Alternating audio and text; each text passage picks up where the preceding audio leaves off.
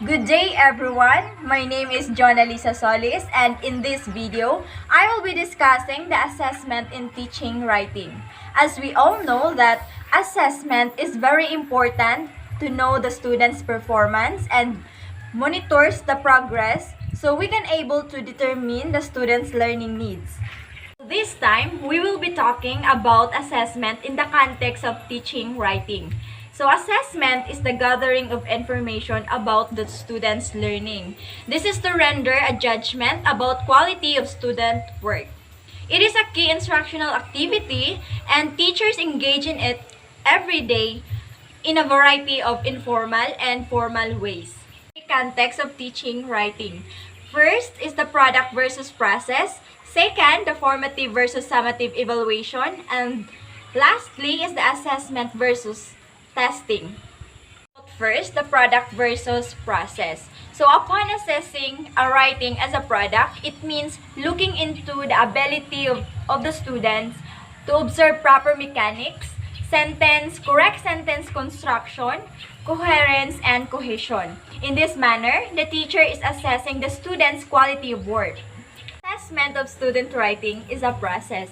Assessment of students' writing and performance in the class should occur at many different stages throughout the course and could come in many different forms.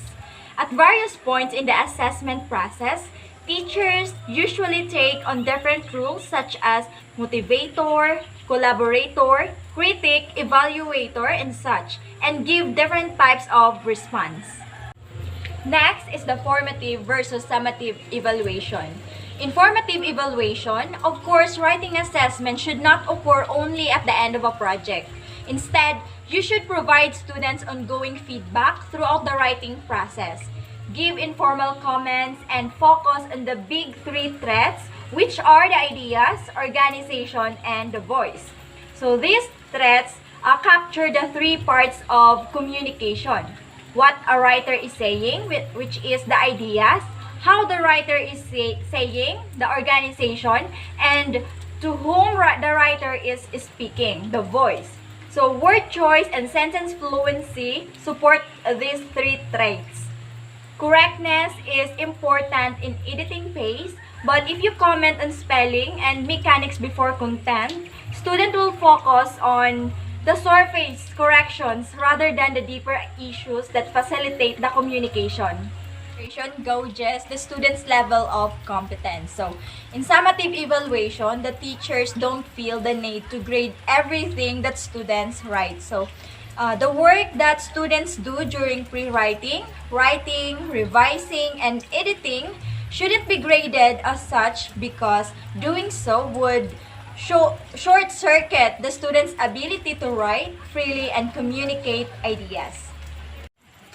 You can give a score based on whether students produce a quantity of such material, but you should not do a full trait evaluation on it. Students need to be able to write to learn new concepts and to gain fluency rather than worrying about every sentence, word, and comma. Third is the assessment versus testing. So assessment refers to any method used to gather information about students' performance. By taking the assessment, teachers try to improve the student learning.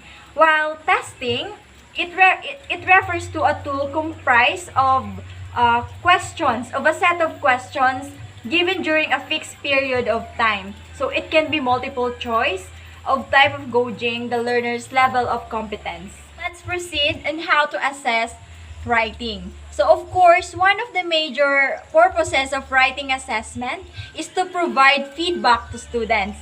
We know that feedback is crucial to writing development.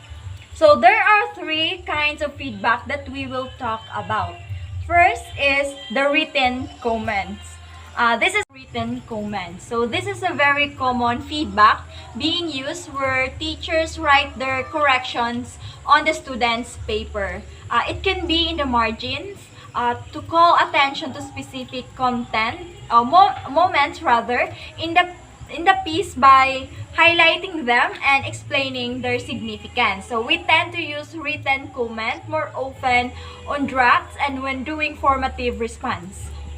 Next is the individual conference. So this type of feedback is the interactive response where teachers can ask students about their work, modeling a process of reflecting on and revising a piece of writing. So students can also ask the teachers questions and receive an immediate feedback. The recorded feedback. So in this type of feedback, the teachers will just audio record their comments after checking the output of the students to listen and follow. Everything in a nutshell, assessment in teaching writing is very important as this will help the students to improve their quality of work and develop the writing communication skill. Once again, this is Jonalisa Solis and that would be all. Thank you.